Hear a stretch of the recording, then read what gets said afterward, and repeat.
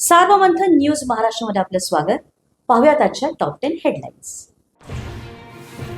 हैदराबाद गॅझेटच्या शासन निर्णयाला आव्हान देणारी याचिका मुंबई उच्च न्यायालयाने फेटाळली आहे. सदर जनहित याचिका ग्राह्य धरण्यायोग्य नाही, कोर्टाकडून स्पष्ट. मतचोरीवरून राहुल गांधी पुन्हा आक्रमक. कर्नाटकच्या आळंद आणि चंद्रपूरच्या राजुरामध्ये 6,000हून अधिक मतदार हटवल्याचा आरोप. राहुल गांधींचे आरोप निराधार. निवडणूक आयोगाचं स्पष्टीकरण.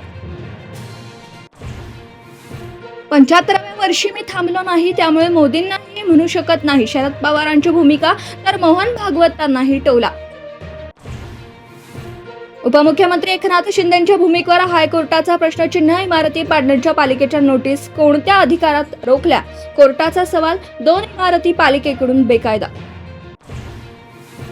मालेगाव बॉम्बस्फोट प्रकरणी निर्दोष सुटलेल्या 7 जणांना हायकोर्टाची नोटीस. पीडितांच्या कुटुंबियांनी दिलेले निर्दोष सोडण्याचं आवाहन. स्फोटाचा तपास करणाऱ्या NI संस्थेलाही नोटीस. नांदेडच्या किनवटमध्ये बंजारा समाज रस्त्यावर बंजारा समाजाची ST मध्ये समावेश करण्याची मागणी. बंजारा समाजापाठोपाठ बीडमध्ये धनगर समाज रस्त्यावर जिल्हाधिकारी कार्यालयाबाहेर सुंबराण आंदोलनावरून लक्ष वेधलं. ST प्रवर्गात समावेश करा, आंदोलकांची मागणी. पुण्यातल्या गुंडांचे सर्वसामान्यांवरही गोळ्या झाडण्यापर्यंत मजल. गाडीला साईड दिली नाही या क्षुल्लक कारणावरून निलेश घायवळ टोळीकडून गोळीबार.